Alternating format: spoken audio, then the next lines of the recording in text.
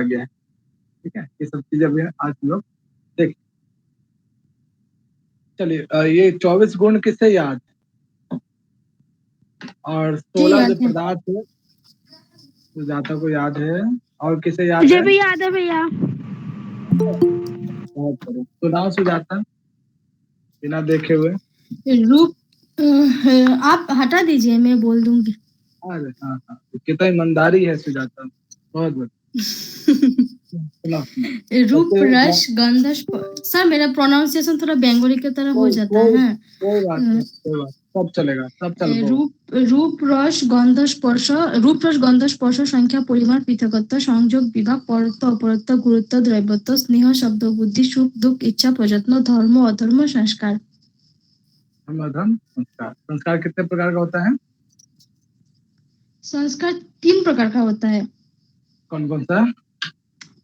वेग भावना और स्थितिस्थापक। ठीक है, तो बच्चा लोग आप लोग भी जो है अच्छे से पूरा जो है, जिन्हें भी याद नहीं है सब अच्छे से याद कर लीजिए, वो भी क्रम के अनुसार। ठीक है, तो आज इन 24 गुण, चाहे तर्क संग्रह हो या तर्क भाषा में, दोनों में 24 गुणों के विषय में वर्णन किया गया है। ठीक है, 24 ही गुण होते हैं।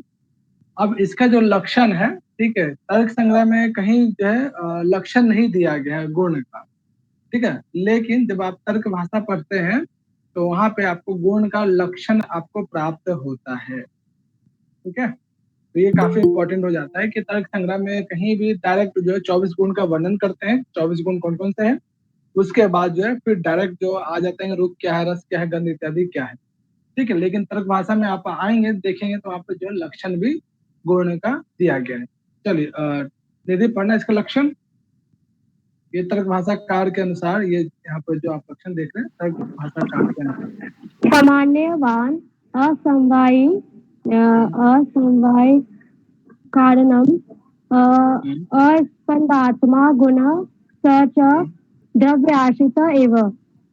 हाँ, देखो क्या भाव है, यहाँ पे 3 विशेषता दिया गया है गुण का। ठीक है, इनमें से आप ये वाला तो आप पहले से भी परिचित होंगे कि सच द्रव्य आश्रित है एव। ये जो गुण आप 24 गुण देखते हैं, ये कहीं ना कहीं रहते होंगे, किसी न किसी के डिपेंडेंट होते होंगे। किसके आश्रित होते हैं, किस पर डिपेंडेंट रहते हैं ये लोग? तो ये 24 जो गुण आप यहाँ पर देख रहे हो, किसके अधीन रहते हैं? हाँ बच्चा लोग ये बताओ। द्रव्यों के अधीन रहते हैं ये। यानी जितने भी आपने द्रव्य कुल कितने हैं बताओ? द्रव्य 9 है। 9। यानी ये जो 24 गुण है, बहुत बढ़िया, ये जो 24 गुण आप यहाँ पे देख रहे हैं, ये किसी न किसी द्रव्य के अंतर्गत आश्रित रहते हैं। ठीक है, तो इसमें सपद किसके लिए प्रयोग किया गया? सच द्रव्य आश्रिता एवं, तो द्रव्य पर ही डिपेंड रहते हैं। द्रव्य समाप्त गुण समाप्त। ठीक है, तो सपद किसके लिए आया बच्चे लोग? गुण के ये लिए। गुणों के लिए आए यहाँ पर। बहुत बढ़िया, गुण। ठीक है, चलो एक यहाँ पे एक डेफिनेशन देख लिया आपने। उसके बाद एक और डेफिनेशन है जो आपको तर्क भाषाकार में मिलेगा। सामान्यवान असमवाय कारणम स्पंदात्मा इति गुणः। ये सामान्यवान असमवाय कारणम और स्पंदात्मा क्या होता है? ये तीनों क्या है? ये तीनों गुण का जो है लक्षण कह लीजिए, या उनके विषय में परिभाषा के तौर पे यहाँ पे तर्क भाषाकार कहते हैं। क्या मतलब इसका? भैया सामान्यवान का अर्थ हो जाएगा जातिवान। ठीक है, बहुत बढ़िया, आगे। ठीक है, जातिवान। और असमवाय कारण का मतलब होता है जो किसी के समवाय कारण नहीं होते। ठीक है, जो समवाय कारण, किसी भी कार्य का समवाय कारण नहीं हो सकता है। नहीं होते। तो गुण कभी भी भैया किसी भी ये जो वर्ड है स्पंदात्मा, ये मैंने ओके, पहली बार सुना है, तो मैं इसका बता नहीं सकता। ये मैंने ठीक है, फर्स्ट टाइम बना है। कोई बताना चाहेंगे ये स्पंदन आत्मा क्या होता है? स्पंदन, हाँ, कौन बताएंगे? कोई कर्म ना हो। यानी गुण जो है, हम हमेशा जो 5 प्रकार के कर्म आगे पढ़ेंगे। ठीक है, तो ये जो गुण है स्पंदन आत्मा, यानी किसी भी कर्म से बिल्कुल अलग होता है। ठीक है, और ये किस अच्छा, पे डिपेंडेंट? जो द्रव्य और कर्म जो द्रव्य और कर्म से भिन्न होते हुए भी सामान्यवान हो, जो अतिवान हो, वह गुण कहलाता है। हाँ, और जो समवाय कारण ना हो किसी भी कार्य का। ठीक है, जी। तो 3 यहाँ विशेषता है गुण का। एक लक्षण भी याद रखिएगा, साथ ही साथ ये जो विशेषता यहाँ पर दी गई है, तर्क भाषाकार के अनुसार, ये भी याद रखना है आप लोग को। और साथ ही साथ जो 24 गुण यहाँ पे बताए गए हैं, ठीक है, क्रम के अनुसार, ठीक है, कई बार प्रश्न यहाँ पे पूछा गया है क्रम के अनुसार, ध्यान रखिएगा। उसके बाद जैसे आप आगे बढ़ेंगे तो उसमें एक, हाँ बोलो। भैया जैसे अभी आपने स्टार्टिंग में पढ़ाया था कि पदार्थ के बारे में कि उसमें द्रव्य गुण कर्म ये सब अलग अलग होते हैं 7 पदार्थ, ठीक है। लेकिन उसके बाद फिर द्रव्य, जब हमने इसके पहले उसके बारे में पढ़ा, पहले पदार्थ के बारे में, द्रव्य के बारे में, तो उसमें हमें पता चला कि ये 9 होता है, मतलब इसके तरीके 9 प्रकार का होता है। फिर जब हम गुण पढ़ेंगे तो गुण द्रव्य का कैसे हो गया, मुझे ये समझ में नहीं आ रहा, क्योंकि गुण तो एक अलग पदार्थ है। गुण 24 है, ठीक है। ये 24 गुण किसी न किसी द्रव्य में रहते हैं। जैसे मान लीजिए कि ये जो है, मान लीजिए पृथ्वी है, ठीक है, तो पृथ्वी में कौन सा गुण होता है ये बताओ। इसका वो गंध को वो करना, गंधवती विशेष गुण जो है, ये गंध किस में रहता है, पृथ्वी में रहता है। पृथ्वी आपका क्या है, द्रव्य है। ये यहाँ से एक डेफिनेशन बनता है कि जितने भी गुण है वो किसी न किसी द्रव्य में ही रहेगा, ठीक है। समझ में आ रहा है, द्रव्य अलग है, गुण अलग है। द्रव्य और गुण, यहाँ जो एक मिनट भैया, यहाँ जो ये द्रव्य है तो ये वो वाला द्रव्य नहीं है जो ठोस और द्रव्य होते हैं, या ये कुछ और द्रव्य है यहाँ पे? द्रव्य का मतलब जो आपने 9 प्रकार के द्रव्य पढ़ा ना, पृथ्वी जल तेज वायु आकाश काल दिक आत्मा, उसकी बात की जा रही है। द्रव्य का मतलब लिक्विड फॉर्म वाला द्रव्य नहीं, ठीक है, जो आप साइंस में पढ़ते हैं, ठीक है, वो द्रव्य नहीं है। यहाँ पे जो है दर्शन के हिसाब से द्रव्य जो है, जो 9 प्रकार के आपने पढ़ा, ठीक है, इन 9 द्रव्यों में कोई ना कोई गुण रहता ही रहता है। ये 24 गुण किसी न किसी द्रव्य पे ही डिपेंड करेगा, किसी न किसी द्रव्य में ही रहेगा, इनका घर है। भैया रिकॉर्डिंग ऑन कर दी थी? हाँ हाँ ऑन है। बहुत दिनों के बाद संदीप दिल्ली अभी आए हैं। चलो देखो यहाँ पे, तो अभी तक हम लोग ने जो देखा कि 24 जो गुण है किसी न किसी द्रव्य पे ही होते हैं, द्रव्य में ही दिखाई देते हैं, ठीक है। तो उसमें जो पहला द्रव्य हमने पढ़ा, रूप, ठीक है, रूप का यहाँ पर लक्षण करते हैं। तो देखिए यहाँ पे, हाँ सुजाता पढ़ो रूप का लक्षण, और इसका हिंदी भी बताते चलो, बहुत सिंपल है। चक्षुर्मात्र ग्राह्य विशेष गुणः पृथ्वी जल तेज वृत्ति। बहुत बढ़िया। और हमेशा ये बात जरूर ध्यान रखना है कि जो 24 गुण है किसी न किसी द्रव्य पे ही रहता है, द्रव्य में ही रहेगा, ठीक है, ये लाइन ध्यान रखना। पहला गुण है रूप, ठीक है। तो आप किसी के भी रूप को किसके द्वारा देख पाते हो, कैसे पता चलता है ये इसका रूप किस प्रकार का है, या इसका कलर इस रूप का है? किसी आइज के द्वारा आंखों से देखते हो, सबसे पहला जो कनेक्शन होता है आइज से ही, ठीक है, देखते हो कहाँ है, इसका रंग ऐसा है, ठीक है, ऐसा दिखता है, ठीक है। तो ये क्या है, रूप क्या होता है, चक्षु यानी नेत्रों के द्वारा जो ग्रहण करने योग्य है वो क्या कहलाता है, रूप नामक गुण कहलाता है। चलिए, ये कहाँ कहाँ होता है, पहले जो है आपको ये देख लीजिए रूप कितने प्रकार का हो सकता है, ठीक है। रूप का मतलब यहाँ पे 7 प्रकार के रंग की बात की गई है, ठीक है। और ये इससे भी आप क्या करेंगे, क्रम के अनुसार याद रखना कि रूपम जो है, रूप जो है 7 प्रकार के भेदों में विभक्त है। पहला शुक्ल है, दूसरा नील, तीसरा है पीत, चौथा है रक्त, पांचवा है हरित, छठा है कपीस, और सातवां है चित्र भेद, ठीक है। ये 7 प्रकार के जो है रूप होते हैं। इन 7 कलर से जो अलग अलग कलर आज के टाइम पे आप देखते होंगे, ठीक है, ये तैयार होता है। चलिए, इसमें ऐसा कोई शब्द विशेष जिसका अर्थ नहीं पता है, जिसका आपको लगता है कि ये कौन सा कलर है? हाँ, शुक्ल का मतलब क्या होता है? सफेद। बहुत बढ़िया। नील का पता ही हो। पीत का मतलब पीला, बहुत बढ़िया। उसके बाद लाल, हरा, उसके बाद कपिस का मतलब बताओ, और चित्र भेद का बताओ। कपिश का अर्थ होता है भूरा, ब्राउन। भूरा, हाँ, जो कपिस बंदर है ब्राउन कलर के होते हैं, ठीक है, ब्राउन की बात। चित्र भेद का बताओ। चित्र भेद का मतलब होता है रंग बिरंगा, जिसे हिंदी में चितकबरा कहते हैं। हाँ एग्जैक्टली, बहुत बढ़िया, ठीक है। तो ये 7 प्रकार के रूप होते हैं। क्रम से याद हो गया सबको?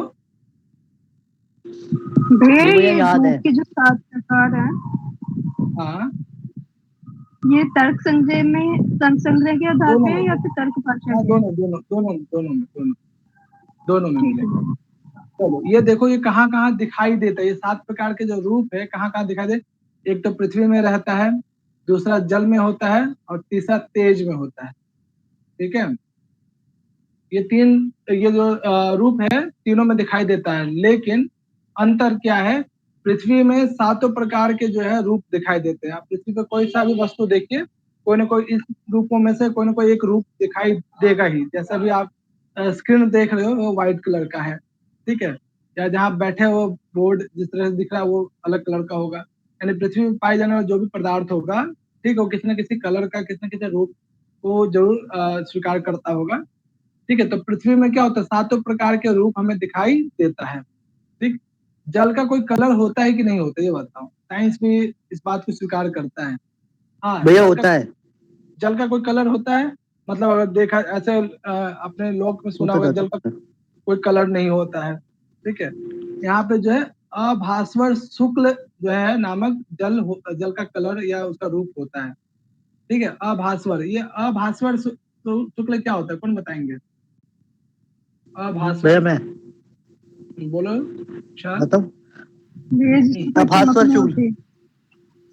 आभास्वर यानी कि ट्रांसपेरेंट। ट्रांसपेरेंट, ठीक है। जी, तो जल को शुक्ल। आप जब भी देखोगे तो ट्रांसपेरेंट, मतलब उसका कोई कलर, वैसे अगर हिंदी में लोग प्रचलित है कि जल का कोई कलर नहीं होता है।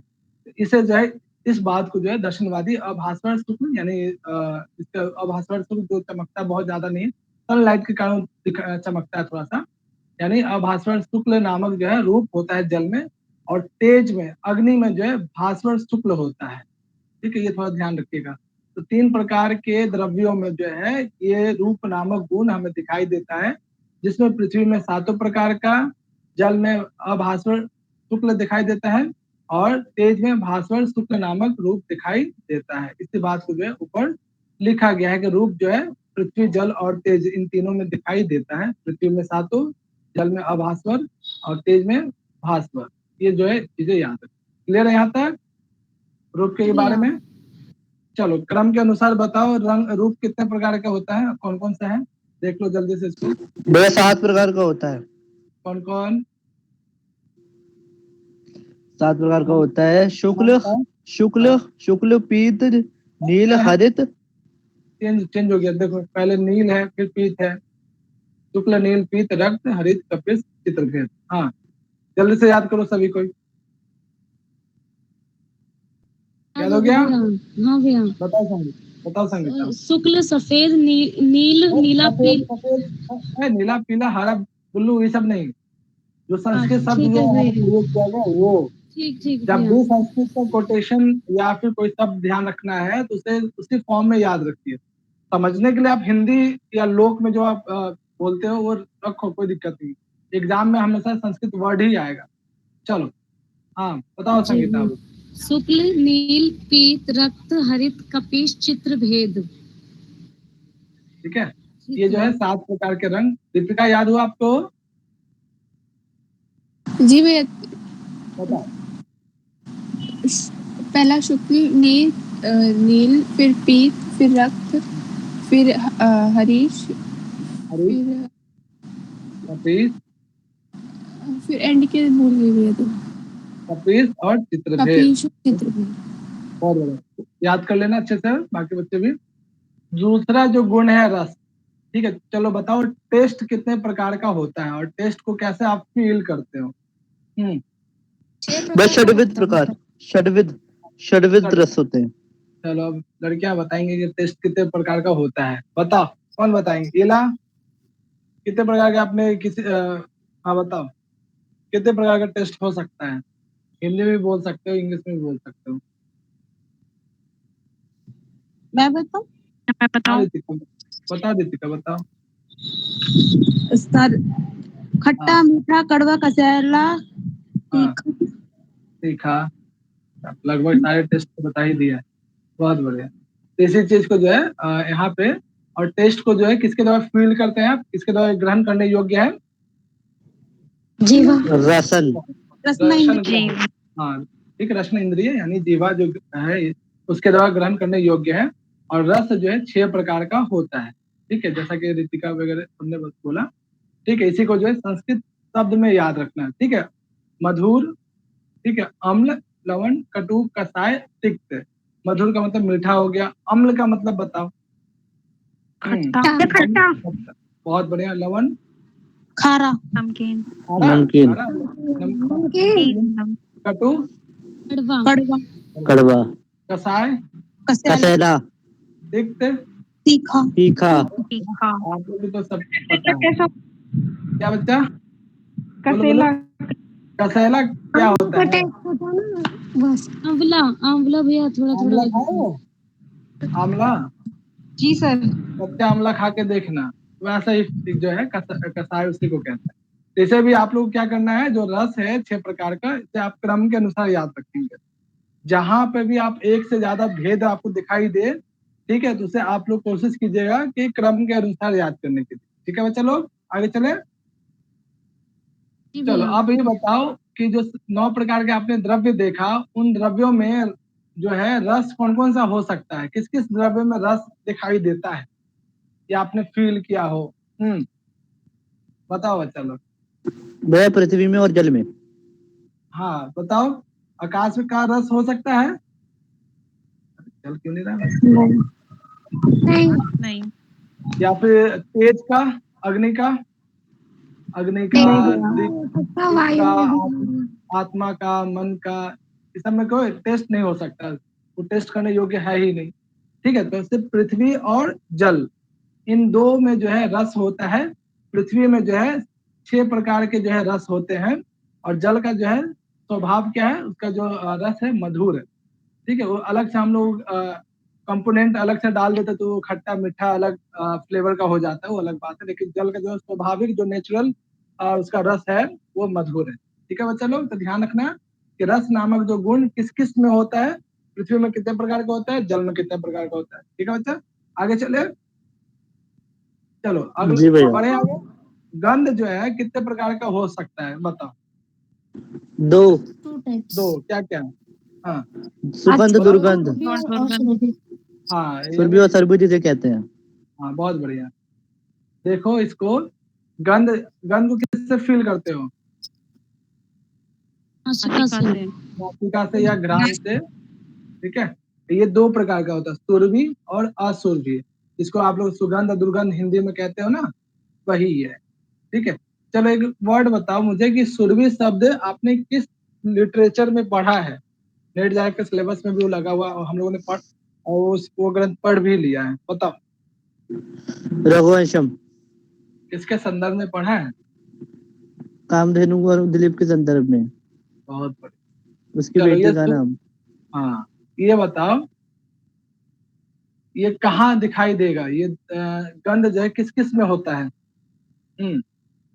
9 प्रकार के द्रव्यों में से किस किस में जो है गंध होता है? केवल पृथ्वी में। तो पृथ्वी में होता है। जल का जो है कोई गंध नहीं होता, वो अलग से कंपोनेंट कोई मिला दिया जाता, तब आप कहते हो कि जल जो है गंदा है। ठीक है, तो अलग भैया है। यदि गंध गंध यदि और किसी द्रव्य में होता ना, तो पृथ्वी का हाँ लक्षण गंधवती पृथ्वी नहीं बन पाता, हाँ बिल्कुल, वो फिर अति कैंसर, व्याप्ति हो जाती वहां पर। अतिव्याप्ति दोष लग जाता है उसको। ठीक है, तो जी। ध्यान रखना कि गंध नामक जो ये गुण है वो सिर्फ और सिर्फ पृथ्वी में ही दिखाई देता है, ये 2 प्रकार का होता है। अगला चलो, स्पर्श। स्पर्श कितने प्रकार का हो सकता है? 3। प्रकार, 3 प्रकार का। आप तो बहुत समझदार है, लगता है बहुत अच्छे से तर्क संग्रह बैचलर्स में पढ़ा है आप लोग। और इसको कैसे फील करते हैं, किस इंद्रिय के द्वारा? अच्छा, त्वक किसको कहते हैं? त्वक किसको कहते हैं? त्वचा को। ये कितने प्रकार का होता है? 3।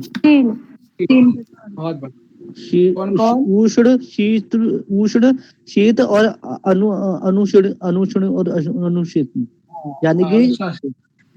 यानी कि गर्म ठंडा, और ठंडा गर्म, ठंडा ना ठंडा ना गर्म। बहुत बढ़िया।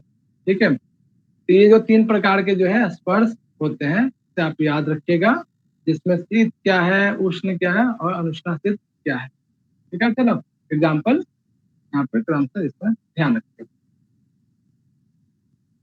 उसके बाद चौथा जो रूप है, सॉरी जो गुण है, फर्स्ट देख लें 5वें नंबर पे क्या आता है, संख्या।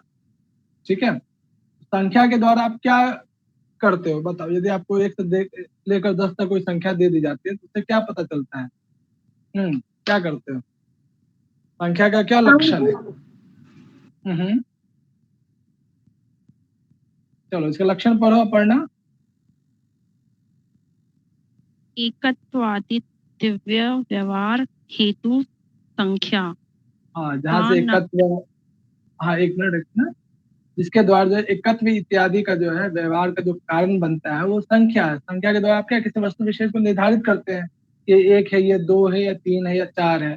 ठीक है, तो बताओ ये संख्या जो है कितने प्रकार के द्रव्यों में रहेगा?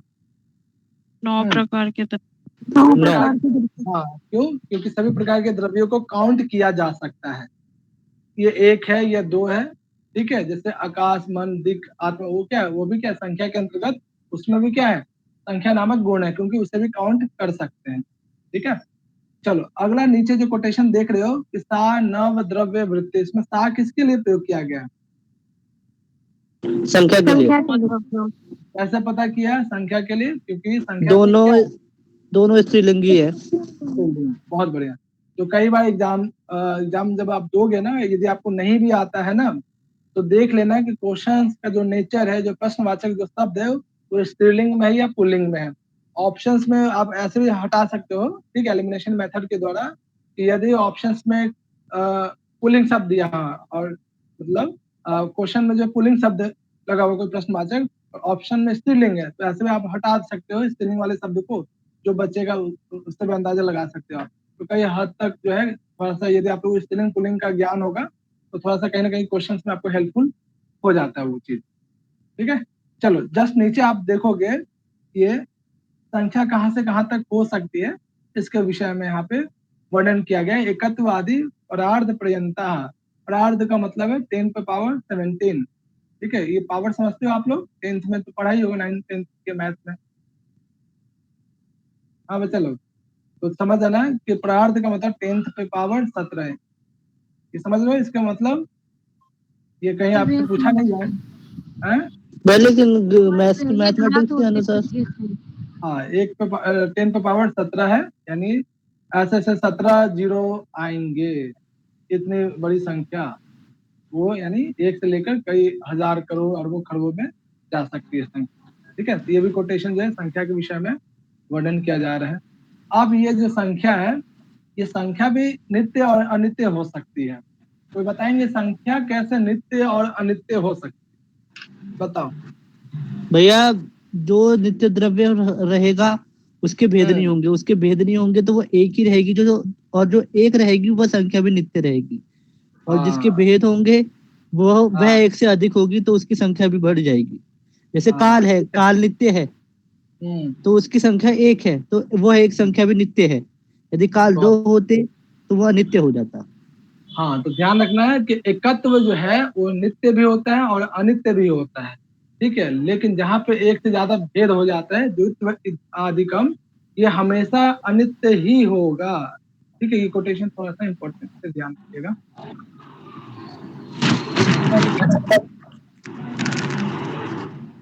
चलो ब्रह्म जो शब्द है म्यूट कर लीजिएगा, बाकी बच्चे आवाज आ रही है। चलो ब्रह्म जो है वो तो संख्या के हिसाब से बताओ, वो नित्य होगा कि अनित्य होगा? विधान सार में जो नित्य होगा। बहुत बढ़िया। नित्य। हाँ, क्योंकि एक है और एक क्या हो सकता है, एक अनित्य हो सकता है। ठीक है, तो संख्या, इससे पहले हमने स्पर्श पढ़ा, गंध पढ़ा, फिर रस पढ़ा, फिर रूप पढ़ा। अगला जो 6ठे नंबर पे जो गुण है, ठीक है, परिमाण। परिमाण का मतलब क्या होता है बताओ? आपने सुना भी होगा सर, ये। हाँ, क्या कह रहे हो? Quantity, quantity sir. हाँ, क्वांटिटी। ठीक है, माप। बहुत बढ़िया। चलो भैया एक मोनिका, क्वेश्चन है। हाँ बोलो। ये जो जैसे आपने ब्रह्म की बात की कि ब्रह्म नित्य है क्योंकि वह एक है, लेकिन भैया यहाँ पर ना ये अगर हम आत्मा की बात करें तो यहाँ पे ये चीज नहीं घटेगी, हाँ, वहाँ पे क्योंकि घटेगी। आत्मा अनेक है, आत्मा अनेक है लेकिन वो फिर भी नित्य है। नित्य है। यहाँ पर वो ये चीज नहीं घटेगी यहाँ पर। ब्रह्म के संदर्भ में घट जाएगा, लेकिन आत्मा के संदर्भ में जी। नहीं घटेगा। ठीक है, चलो मोनिका इसको पढ़ो, परिमाण का डेफिनेशन। जी सर। मानव व्यवहार साधारण कारणम परिमाणम, परिमाणम नव द्रव्य वृत्ति तश्च चतुर्विधम, अणु मानव- महत दीर्घ। हाँ एक मिनट मोनिका, मानव है या कुछ और है, देखो ध्यान से। मान व्यवहार साधारण। साधारण है या असाधारण है? जी सर, सॉरी। है ना, कोई बात है, ध्यान से दम। ठीक है, तो एग्जाम में भी दम बारीकी से पढ़ना है, ध्यान से। ठीक है, मान व्यवहार असाधारण। असाधारण कारण क्या होता है? तो जो कारण किसी दूसरे में घटित ना हो। साधारण कारण क्या होता है? हर जगह लागू हो जा रहा है। ठीक है, तो वैसा गुण जो सिर्फ और सिर्फ मान व्यवहार यानी मापने में, तोलने में, ठीक है, ये इसका क्या है, कितना बड़ा है, छोटा है, इस तरह से, तो ये जो कारण बनता है वो क्या कहलाता है? परिमाण नामक गुण कहलाता है। ठीक है, ये परिमाण नामक गुण कहाँ कहाँ हो सकता है, किस किस द्रव्य में हो सकता है, बताओ। 9 द्रव्य में, 9 के 9 द्रव्य में। 9 द्रव्यों में होता है। ठीक है, ये भी ध्यान रखिएगा। और ये 4 प्रकार का होता है। ठीक है, अणु, महत, दीर्घ और ह्रस्व। ये जो है 4 प्रकार, इसके जो 4 भेद है परिमाण के। ठीक है, क्लियर है ये चीजें? नीचे वाला विशेष तो बताना नहीं है। अब चलो, क्लियर है यहाँ तक कि परिमाण कितने प्रकार का होता है? 4 प्रकार का। कौन जी सर। कौन सा होता है, क्रम के अनुसार बताओ। अणु, महत, दीर्घ, हाँ क्या पूछना, बताओ बताओ। भैया जैसे आपने इसमें परिमाण नवद्रव्य में बताया है, पर घटित हाँ। कैसे होगा ये 9 के 9 द्रव्यों में? ओके, चलो कौन बताना चाहेंगे कि कोई भी द्रव्य अणु हो सकता है, या महत हो सकता है, या दीर्घ हो सकता है, या ह्रस्व महत्व हो सकता है, महत्व, आकाश। हाँ आकाश महत हो सकता है। उसके बाद जो है, आपने अणु परिमाण वाला किसको देखा था? अणु परिमाण किसका है? बताओ, कौन बताएंगे? नित्य में होगा ना, परमाणु जो होते हैं शायद। क्या बोला? नित्य अणु, में जो होते हैं ना, उसका अनित्य और अनित्य, तो जो परमाणु परमाणु, हाँ जो परमाणु रूप में होगा वो हमेशा क्या होगा? अणु फॉर्म में होगा। ठीक है, परमाणु के रूप में भी वो दिखाई दे रहा है। ठीक है, या फिर कोई वस्तु बहुत बड़ा है तो वो दीर्घ फॉर्म में रहेगा, यानी कोई ना कोई परिमाण उसमें रहेगा ही रहेगा, दिखाई देगा ही देगा। ठीक है, इस आधार पे हम लोग कहते हैं कि सभी प्रकार की जो 9 द्रव्य है उसमें कोई ना कोई जो है एक परिमाण रहता ही रहता है। ठीक है, इस फॉर्म में यहाँ पे संग्रहकार कहते हैं कि 4 प्रकार के परिमाण हो सकते हैं। क्लियर है रितिका? हाँ बोलो संगीता। यहाँ पे जो ये जो महत है, ये वही महत है जो बुद्धि के लिए प्रयोग होता है, या फिर कोई और महत है यहाँ पे? नहीं, यह अलग है। ये महत अलग है, वो महत अलग है। चलो, महत का मतलब ये जो है अणु से जो बड़ा हो जाए, विशाल रूप। ठीक है, महत का मतलब विशाल है, बुद्धि नहीं है, ध्यान रखना। ठीक है भैया। एक ही शब्द जो है ग्रंथ विशेष में अंतर हो जाता है। जैसे मान लीजिए अभी आप जो गुण पढ़ रहे हो, दर्शन में पढ़ोगे तो इसका अर्थ 24 गुण वाला हो जाएगा। साहित्य में देखोगे तो ये अलग गुण हो जाएगा। ठीक है, व्याकरण में देखोगे तो इसका अलग अर्थ हो जाता है। तो एक ही गुण जो है संस्कृत के अलग अलग विधा में जो है अलग अलग, लोक में देखोगे तो इसका अर्थ विशेषता हो जाता है। केमिस्ट्री में देखोगे, ठीक है, क्वालिटी, तो वहाँ पे अलग हो जाता है। तो एक ही जो है शब्द विशेष जो है अलग अलग सब्जेक्ट में अलग अलग अर्थ हो जाता है। तो ध्यान रखिएगा इसका संदर्भ किस संदर्भ में कहा जा रहा है। ठीक है, अगला जो है आपका गुण पृथकत्व। क्या मतलब होता है इसका? पृथकत्व होता है, पृथकत्व होता है अलग होना, यानी कि अलगाव, अलग होने की जो जाति है। हाँ, तो बताओ सभी द्रव्य एक दूसरे से अलग है या नहीं है? है ना? तो इस आधार पर हम कह सकते हैं कि ये पृथकत्व नामक जो गुण है वो सभी में है या नहीं है? है ना? और आप सभी जो ऑनलाइन अभी क्लास कर रहे हो, आप लोग में ये गुण है या नहीं है, बताओ। है। हर कोई जो है एक दूसरे से अलग है, विशेषताओं के आधार पे, गुणों के आधार।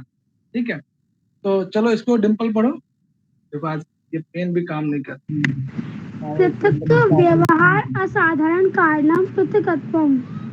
क्या भाव है? जो पृथक मतलब अलग करने का जो व्यवहार है असाधारण कारण से पृथकत्व है वो, और वो सभी द्रव्यों में है। हाँ, यानी पृथक व्यवहार, यानी पृथक व्यवहार यानी अलग अलग करने का जो व्यवहार है, और इसका जो असाधारण कारण बनता है वो पृथकत्वम है। ये सभी प्रकार के 9 द्रव्यों में दिखाई देता है, क्योंकि हर द्रव्य एक दूसरे से अलग है। और इसके भेद आगे जो है वर्णन किया गया है, एक पृथकत्व, द्वि पृथकत्व। क्या हो गया? स्क्रीन को डिस्चार्ज हो गया। तो यहाँ पे ध्यान रखना है कि पृथकत्वम 2 प्रकार का होता है, एक पृथकत्व और दूसरा है द्वि पृथकत्व। सुधाकर। चलो अगला जो है संयोग, जो है संयोग नामक गुण जो है, इसका क्या डेफिनेशन है? पढ़ना, पढ़ो इला। संयुक्त व्यवहार हेतु संयोग। हाँ, संयोग का क्या भाव होता है, क्या अर्थ होता है? संयोग से क्या समझते हैं? जोड़ना, जॉइंट, जोड़ना। बहुत चीजों का ज्वाइंट, बहुत बढ़िया। चलो ये बताओ कि ये जो 9 द्रव्य आपने पढ़ा, तो ये हर द्रव्य एक दूसरे से जुड़े हुए हैं या अलग अलग? जुड़े हुए हैं। अलग अलग भी हैं और एक दूसरे से संयोग भी किए हुए हैं, एक दूसरे से जुड़े हुए भी हैं किसी न किसी रूप में। ठीक है, जब आप वेदांत सार पढ़ते हैं तो उसमें आपने देखा होगा पंचीकरण प्रक्रिया में देखा है हर द्रव्य का 1/8 भाग जो है एक दूसरे में ऐड किया गया है। याद आ रहा है कुछ पंचीकरण प्रक्रिया में? यस भैया। यानी संयुक्त व्यवहार हेतु, यानी एक दूसरे को संयुक्त करने का कारण वो संयोग नामक गुण है, और हर जो द्रव्य है एक दूसरे से संयुक्त है, इसलिए हम कहते हैं यहाँ पे कि संयोग नामक जो गुण है तो सभी प्रकार के द्रव्यों में दिखाई देता है। ठीक है चलो, अब यहाँ पे जस्ट नीचे जाओगे, इसका जो संयोग है, ठीक है, यहाँ पे जब आप तर्क भाषा पढ़ोगे तो वहाँ पे थोड़ा सा एक स्टेप आगे वर्णन किया गया है कि संयोग जो है 3 प्रकार का होता है। ये बस नाम आप याद रख लीजिएगा, और भी डिटेल दिया गया था इसके भेद का भेद भी, और उसके साथ साथ डेफिनेशन भी दिया गया था, उसकी आवश्यकता नहीं थी इसलिए मैंने यहाँ पे वर्णन नहीं किया। बस यहाँ पे याद रखिएगा कि संयोग जो है 3 प्रकार का, अन्यतर कर्मजः, उभय कर्मजः और संयोगजः, ये 3 प्रकार के संयोग के यहाँ पे भेद बताए गए। ठीक है बच्चा लोग, क्लियर है? यहाँ पे नाम याद हो गया? बोलो बच्चा, हो गया ना? अभी तक हम लोगों ने कौन कौन से गुण पढ़ा है क्रम के अनुसार? बताओ, कौन बताएंगे? हाँ बताओ। रूप, रस, गंध, स्पर्श, संख्या, परिमाण, पृथक, संयोग। विभाग। विभाग। हाँ, विभाग का मतलब क्या होता है? डिपार्टमेंट। संयोग का जो नाश होता है। बच्चा लोग, विभाग का मतलब डिपार्टमेंट, तो उसकी आपने इंग्लिश बोला, लेकिन अभी जो हम लोग जिस संदर्भ में अध्ययन कर रहे हैं वो क्या है होगा? विभक्त करना। संयोग का नाशक। हाँ, विभक्त करना, विभक्त करना। इसका एग्जाम्पल देखिए, जैसे हम देख सकते हैं, एक जैसे हमारे सामने एक गन्नों की एक गठरी पड़ी है, और उस गठरी से अगर हमने गन्ने निकाल के अलग अलग कर दिए तो वो संयोग का नाश करने वाला विभाग गुण हो जाएगा उसमें। या फिर अभी जहाँ पर आप बैठ के पढ़ाई कर रहे हो, उठ कर चले गए तो वो क्या होगा? संयोग का नाश हो गया। ठीक है जी। चलिए अब देखिए, यहाँ पे टेबल पे जो आपकी बुक रखी हुई है, टेबल को उठा के आप दूसरी जगह रख दिए, तो टेबल और बुक का जो संयोग था अब वहाँ पे क्या हो गया? विभाग हो गया, अलग अलग हो गया। ठीक है, चलो इसका डेफिनेशन पढ़ो यहाँ पे। हाँ प्रियंका, पढ़ना डेफिनेशन इसको।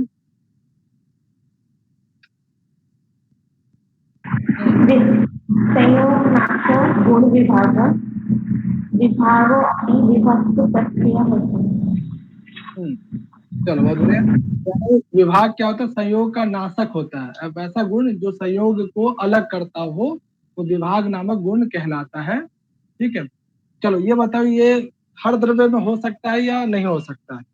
कितना द्रव्य हो सकता है? होता भी है, सभी द्रव्यों में होता है। ध्यान रखिएगा, याद रखिएगा, कौन सा ऐसा गुण है जो सभी प्रकार के द्रव्यों में होता है। चलो जस्ट नीचे वाला देखोगे तो ये भी एक डेफिनेशन जो है ये तर्क भाषा में दिया गया है। चलो सबसे एक प्रश्न है, ये जो प्रत्यय शब्द जो यहाँ दिया हुआ है कि विभागो अपि विभक्त प्रत्यय हेतु, प्रत्यय का मतलब यहाँ पे क्या अर्थ है? कौन बताएंगे? द्रव्य। बताओ, प्रत्यय का मतलब द्रव्य, ऐसे कैसे? गलत बात। हाँ,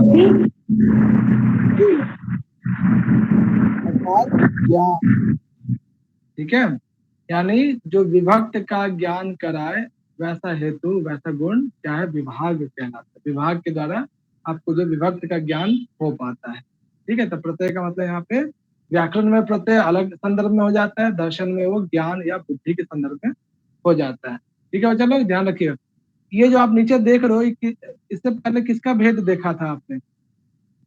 बस इसमें हाँ, तो यहाँ पे क्या हो जाएगा? बस अंतर क्या आ जाएगा? संयोगज हो जाता है। विभागश हो जाएगा।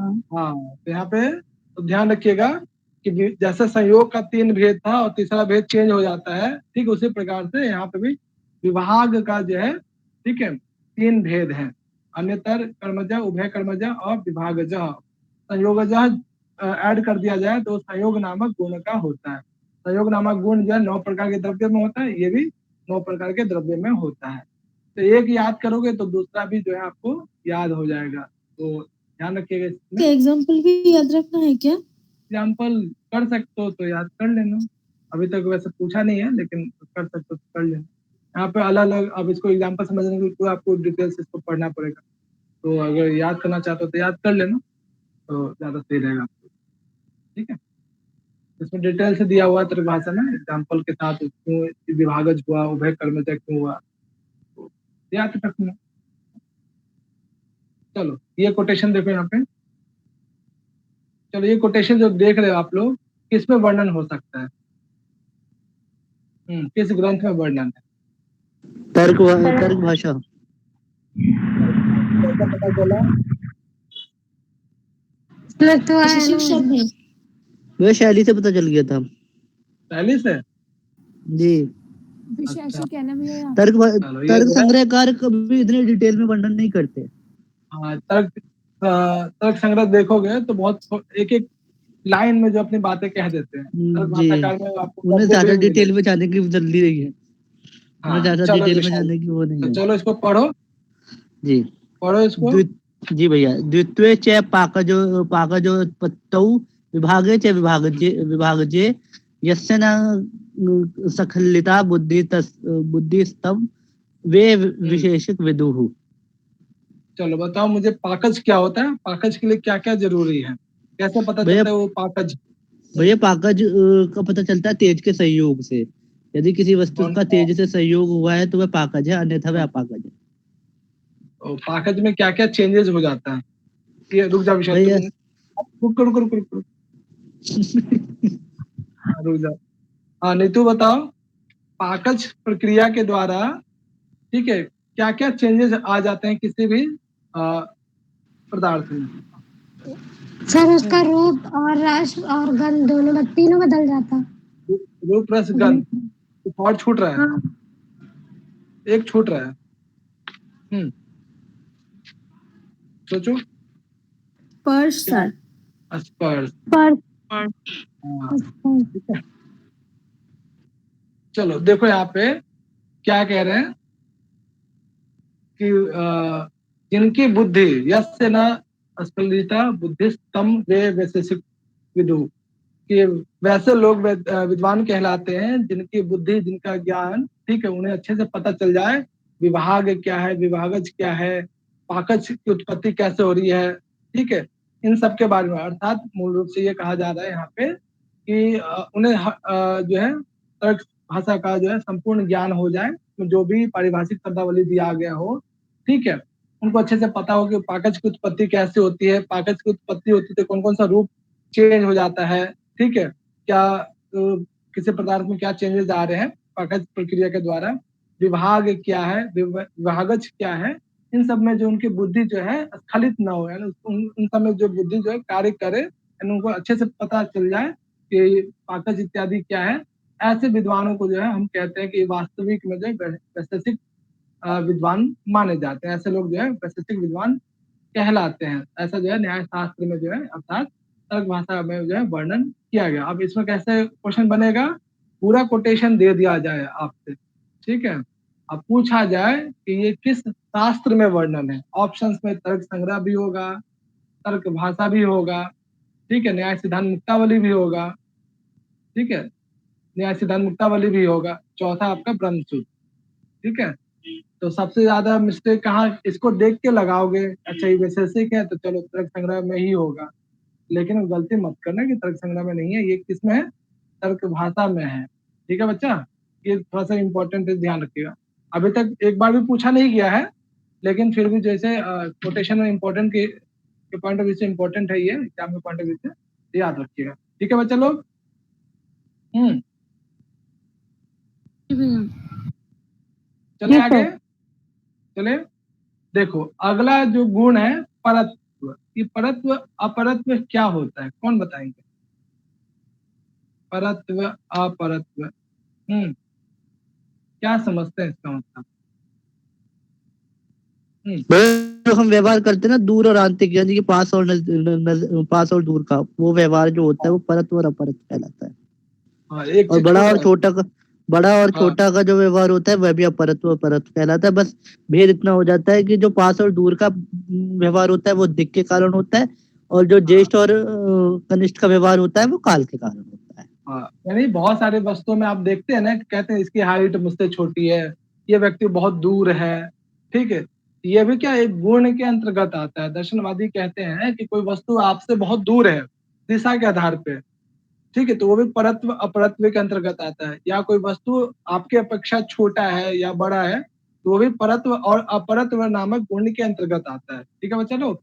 तो देखो यहाँ पे जो तर्क संग्रहकार कहते हैं परत्व का डेफिनेशन, ठीक है, कि पर व्यवहार असाधारण कारण इति परत्व, ठीक है। जो पर व्यवहार का जो असाधारण कारण बनता है वो परत्व कहलाता है। परत्व दो प्रकार का होता है, एक दिशा के आधार पे, एक काल के आधार पे। चलो बच्चा लो, एक क्वेश्चन है, काल का डेफिनेशन बताओ और दिशा का डेफिनेशन बताओ। किसके अनुसार? किसी के अनुसार बताओ। दोनों के हाँ रुक जाओ तर्क विशाल, संग्रह के अनुसार। रुको रुको रुको, निहारिका बताओ काल का डेफिनेशन।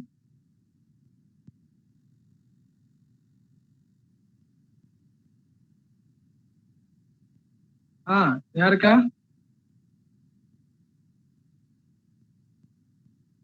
मैं बताऊं सर? हाँ बताओ। अतीत आदि व्यवहार हेतु। अतीत आदि व्यवहार हेतु इति काल। दिक का?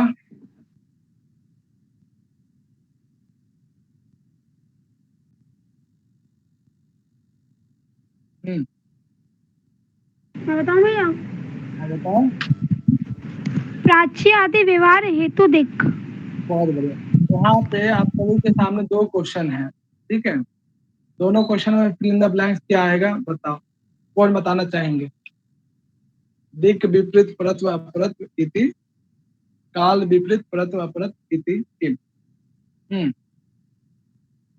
बताओ बता लो, कौन बताएंगे? भाई ऊपर वाले में तो क्या कहते हैं काल आएगा, ऊपर वाले में काल आएगा और नीचे वाले में दिखाएगा। देखो विशाल के बातों पे भरोसा मत करना, कभी कभी जो है मजेदार बच्चा भी गलती कर सकता है। हाँ बच्चा लोग बताओ, कौन बताएंगे? अपना दीपिका, आप लोगों में से सही बोल रहा है। इसमें तो साफ ही लिखा हुआ है, ऊपर दिक और नीचे काल। आंसर बताओ, पहले वाला का क्या आएगा? दिक ही आना चाहिए। अच्छा पहले वाले में दिख ही आना चाहिए। हाँ बारी बारी से बोलो बच्चा लोग। पहले वाले में काल आएगा भैया और दूसरे वाले में आएगा काल आएगा, दूसरे में दिक आएगा। हाँ, पहले वाले में काल, दूसरे वाले में दिक। बहुत बढ़िया, ठीक है। दोनों जो एक दूसरे के विपरीत होता है प्रत अपरत्व के आधार पे। चलो कुछ तो याद है आप लोग को। चलो देखो यहाँ पे जो परत्व होता है, बोला तो विवरण सही था। हाँ सही था, ऐसे मैं मजाक कर रहा था। चलो देखो यहाँ पे परत्व जो होता है दो प्रकार का होता है, एक दिक्कृत होता है और एक दूसरा कालकृत, यानी एक दिशा के आधार पे और एक काल के आधार पे, ठीक है। दिक्कृत जो है दूरस्थ, कोई वस्तु बहुत दूर है आपसे, ठीक है, उस चीज को बताने के लिए आपको विकृत परत्व की आवश्यकता पड़ती है। कोई वस्तु या कोई पदार्थ जो है या कोई तत्व अगर छोटा है, थोड़ी बड़ा है, ज्येष्ठ, ठीक है, तो अब आपको उस समय कालकृत परत्व की आवश्यकता पड़ती है, यानी ज्येष्ठ वस्तु के बारे में बताना हो कि ये आपसे बड़ा है, ठीक है, तो इस आधार पे हमें कालकृत परत्व की आवश्यकता पड़ती है, ठीक है बच्चा। अब इसी का विपरीत ले लो, जैसे यहाँ पे एग्जाम्पल देख लो, ठीक है, बहुत दूर है कोई वस्तु, इससे बहुत दूर बैठा हुआ कोई है, ठीक है, तब हम वहां पे कहते हैं कि अमुक वस्तु जो है इससे बहुत दूर है, ठीक है, तो वहां पे कौन सा गुण कार्य कर रहा है, विकृत परत्व की। और कोई दो वस्तुओं के बीच में कोई छोटा एक बड़ा है, ठीक है, तो ज्येष्ठ वाला जो है क्या कहलाएगा, कालकृत परत्व कहलाएगा। इसी का विपरीत देखोगे अपरत्व में, जस्ट नीचे देख लो, अपरत्व क्या होता है, परत्व का जस्ट विपरीत होता है, वो भी दो प्रकार का होता है, लेकिन समीपस्थ और कनिष्ठ के आधार पे होता है, ठीक है। विकृत जो है वहां पे अपरत्व वाले में क्या हो जाएगा, दो व्यक्ति विशेष या दो वस्तु समीप में रहे तो हम कहते हैं कि दिशा के आधार पे दो लोग जो है बहुत नजदीक है, तो वहां पे अपरत्व विकृत कार्य कर रहा है। और कालकृत के आधार पे अगर अपरत्व को देखा जाए तो दो वस्तुओं में से जो छोटा वस्तु होगा, ठीक है, कनिष्ठ, तब वहां पे हम कहते हैं कि वो क्या, कालकृत अपरत्व नामक गुण है, ठीक है। तो एक याद करोगे तो दूसरा भी याद हो जाएगा, एक डेफिनेशन याद करोगे तो दूसरा अपरत्व का भी हो जाएगा, वहां पर था या अपर था, ठीक है बच्चा। तो इसमें आपको बेसिकली क्या याद रखना है, डेफिनेशन याद रखिएगा, साथ ही साथ इसके जो दो भेद हैं, ठीक है, परत और अपरत, उसमें दोनों भेद कॉमन ही है, विकृत और कालकृत, लेकिन बस अंतर क्या है कि परत्व विकृत किसके आधार पर होता है और परत्व ज्येष्ठ किसके आधार पर होता है, ठीक है, ये ध्यान रखिएगा। एक याद कर लीजिए, दूसरा जस्ट उसका विपरीत होता है। भैया ये जो अपरत्व है ना, ये जो अपरत्व है, ये जो अपरत्व है, इसमें भिन्नता के अर्थ में नए तत्व समास हो गया है। बिल्कुल बिल्कुल। तो बच्चा लोग ये क्लियर समझ में आ रहा है ना, ये कोई डाउट है तो पूछ सकते हो आप लोग, या फिर यहाँ पे डायग्राम भी दिया हुआ, फोटो भी दिया हुआ है, इजीली समझ सकते हो आप। हाँ बच्चा लोग बताओ, कोई समस्या यहाँ तक? क्लियर है। क्लियर है? एक याद कर लो, दूसरा भी याद हो जाएगा, ठीक है बच्चा लोग। चलो ये देखो यहाँ पे कि जो विकृत इत्यादि है या परत अपरत कहाँ कहाँ हो सकता है, ठीक है। परत्व और अपरत्व जो है, देखो इसे पढ़ के बताओ, इसके अंतर्गत कितने पदार्थ आ रहे हैं, पृथ्वी आदि चतुष्ट है, इसमें कितने पदार्थ आ रहे हैं, बताओ। पृथ्वी आदि चतुष्ट है, भैया आकाश को छोड़कर बाकी सभी आ जाएंगे। पृथ्वी जल तेज और वायु, पृथ्वी जल तेज वायु और मन। हाँ, ये पांच जो है द्रव्य जो है क्या होंगे, परत्व अपरत्व के अंतर्गत, यानी परत्व अपरत्व गुण जो इन पांचों में दिखाई देता है, ठीक है बच्चा लोग, क्लियर है, इसे याद रखिएगा अच्छे से। भैया एक बात समझ नहीं आई। हाँ बोलो। वायु में परत्व का पता कैसे लगाएंगे? आवाज कट रही बालक। मन का तो चलो ठीक है, समझ में आता है, वायु को कैसे पता चलेगा? अच्छा वायु, कोई बताएंगे कि वायु को कैसे आप फील करते हो कि बहुत समीपस्थ है या फिर दूरस्थ है? हाँ अभी कट रही है। हाँ सही आ रही है। हाँ कौन बताएंगे कि वायु, हाँ कैसे पता चलता है कि ये वायु हमसे बहुत दूर है, ये बहुत नजदीक है, ये वायु? हाँ जी, जहाँ भी बैठे हुए हो आप लोग, ठीक है, वहाँ की जो हवा है, जो फैन के द्वारा जो हवा उत्पन्न हो रही है, उस आधार पे ये जो वायु है क्या कहोगे उसको, कौन सा परत्व कहलाएगा? हाँ, और बाहर में कोई आंधी तूफान चल रहा है, ठीक है, वहां पे जो वायु उत्पन्न हो रही है और आप घर पे बैठे हुए हैं, तो वहां पे कौन सी वायु किस आधार पे कहोगे फिर वो? तो दूरस्थ और निकटस्थ इस आधार पे आप कह सकते हो कि वायु जो है, या फिर जो अंतरिक्ष लोक में जो वायु है, ठीक है, या पृथ्वी लोक से जस्ट ऊपर जो वायु है, वहां पे जो है उस आधार पे आप कहोगे कि यहाँ पे क्या है, विकृत या फिर परत्व या फिर विकृत अपरत्व नामक वायु वहां पे स्थित है, ठीक है। इस आधार पे जो है वहां पे तर्क भाषाकार वर्णन करते हैं। तो समझ में आया विशाल? विशाल है? अच्छा ज्वाइन, हाँ विशाल, आपकी आवाज नहीं आ रही है। आ गया। तो वायु को जहाँ पर आप बैठे हैं उस स्थान विशेष को लेकर भी आप इसको तुलना कर सकते हो। हाँ चलो क्लियर है, आगे चले हम लोग। समझ आ गया भैया। वन भी तो दिक्कृत में होता है, कालकृत में नहीं होता ना। कैलकुलेशन छोटा बड़ा नहीं होगा, ठीक है, कोई एक भी भेद उसमें दिखाई देगा तो हम मान सकते हैं कि उसमें जो परत्व अपरत्व नामक गुण है। ठीक है, चलो ये वाला बताओ, ये वाला आपने साइंस में कहीं पढ़ा है? गुरुत्वाकर्षण ग्रेविटी। तो वहां पे आपने क्या पढ़ा है? Force of gravity. उसमें जो ग्रेविटेशनल फोर्स है या ग्रेविटी है, क्या मतलब, हाँ वो क्या कहलाता क्या है, उसको क्या समझते हैं? आकर्षण बल के कारण नीचे कोई जमीन पे भी आएगी। कोई भी वस्तु ऊपर से नीचे की ओर गिरती है। हाँ बहुत बड़े, सेम चीज यहाँ पर भी जो है तर्क संग्रहकार जो है कहते हैं। ठीक है, तो देखिए कितना सुंदर यहाँ पे डेफिनेशन है ग्रेविटेशन का। चलो पढ़ो निधि इसको। सर तो ये ये सब बताओ अभी, डेफिनेशन तर्क भाषा, हाँ ये तर्क तर्क सर तर्क संग्रह में है, तर्क तर्क संग्रह, भाषा में सर। तर्क भाषा में भी है, अच्छा दोनों कॉमन था इसलिए एक ही लिखा मैंने। जी सर, जी सर। चलो पढ़ो इसको। आधे आधे आधे आधे पतन समवायी संबाई है, ध्यान ध्यान, संबाई है या असंबाई है? असमवायी सॉरी असमवायी सर, नाव पे आके मात्रा है तो असमवायी हो जाएगी। बहुत बढ़िया निधि, आगे बढ़ो, क्या मतलब है बताओ। सर ऊपर से कोई भी चीज नीचे की तरफ आती है तो उसका जो रीजन होता है वो गुरुत्व का होता है। हाँ आद्य पतन असंबाई, यानी पतन का जो आद्य पतन, आद्य का मतलब क्या होता है, इसमें एक शब्द है आद्य। ये आद्य पतन मतलब तो शुरुआत का पतन, शुरुआत के हाँ पतन के बाद जो पतन होता है ना, हाँ, तो उसका उसमें जो वेग नामक संस्कार होता है, तो वो हाँ फिर वेग से होता है। बहुत बड़े, एक टाइम तक जो है कोई भी पदार्थ या कोई बॉल, यहाँ पे एग्जांपल देख लीजिए, एक टाइम तक जो है एक निश्चित स्थान पे आके रुकेगा, फिर वहीं से वापस धीरे धीरे धीरे धीरे नीचे आने लगेगा। ठीक है, तो जो है ऊपर जाने के बाद पहला जो पतन है आद्य पतन, प्रारंभिक पतन के बाद लगातार दूसरे कोई भी वस्तु क्या धीरे धीरे धीरे धीरे नीचे गिरने लगती है।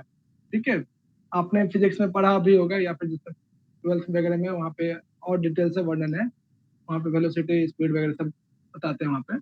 तो यहाँ पे जो है किसी भी वस्तु विशेष का प्रारंभिक पतन का जो संवाई असंवाई कारण बनता है वो किस गुण के आधार पर होता है, गुरुत्व नामक गुण के आधार पर ही होता है। और इसी गुरुत्व नामक गुण के कारण ही जो जल इत्यादि है, ठीक है, उसका जो बहाव है हमेशा नीचे की तरफ रहता है।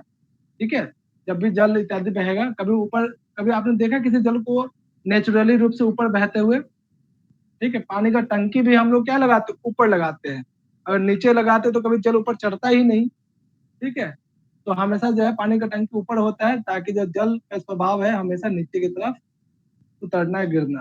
ठीक है बच्चा लोग, डेफिनेशन समझ में आया? तो ये बताओ गुरुत्व नामक जो गुण है कहाँ कहाँ हो सकता है?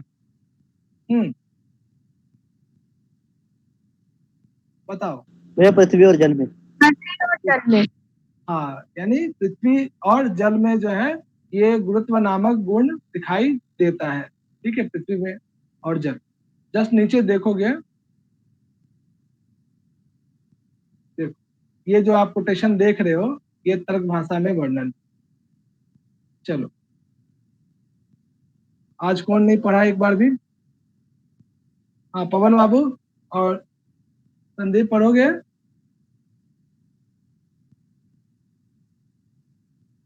हाँ पवन बाबू पढ़िए इसे।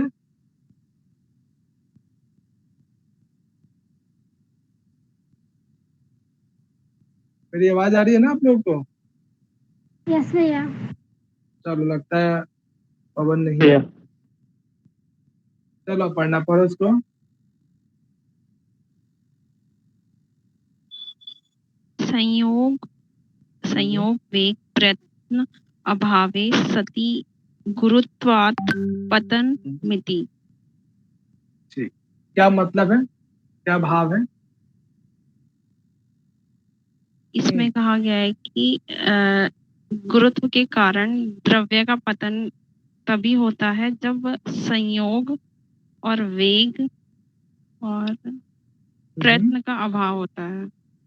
हाँ, यानी कोई भी पदार्थ नीचे तभी गिरता है जब जो स्पीड है, स्पीड का जो संयोग है उस पदार्थ से समाप्त हो जाता है, अभाव हो जाता है। यानी एक निश्चित समय तक स्पीड के कारण, वेग के कारण ऊपर कोई पदार्थ जाता है, जैसे ही स्पीड या वेलोसिटी इससे अलग हो जाती है, अभाव जीरो हो जाता है, शून्य हो जाता है, तो फिर ये पदार्थ नीचे नीचे नीचे अपने आप पतन की तरफ बढ़ने लगता है। इसी बात को यहाँ पे कोटेशन के फॉर्म में कि संयोग वेग प्रयत्न अभाव सती गुरुत्वात् पतनम इति जो है, यानी संयोग वेग के अभाव के कारण कोई भी पदार्थ के जो है पतन नीचे की तरफ पतन होता है। यही क्या गुरुत्व नामक गुण कहलाता है। अब चलो, यहाँ कोई समस्या, कोई समस्या आता है? नहीं भैया। नहीं भैया। बाकी के जो 12 और जो गुण है, ठीक है, द्रवत्व इत्यादि से लेकर फिर हम लोग इसे कल कंप्लीट कर लेंगे। कल आप लोग का गुण कंप्लीट हो जाएगा।